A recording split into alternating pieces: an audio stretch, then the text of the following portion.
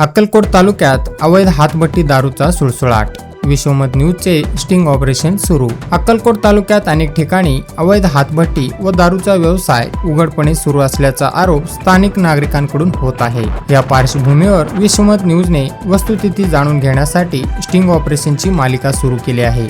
या मालिकेत संबंधित ठिकाणाची पाहणी करून नागरिकांचे म्हणणे व प्रत्यक्ष परिस्थिती समोर आणण्याचा प्रयत्न केला जाणार आहे। अक्कलकोट तालुक्यात काही भागात अवैध हातभट्टी दारूचा विक्री सुरू असल्याचा दावा स्थानिक नागरिकांनी केला आहे।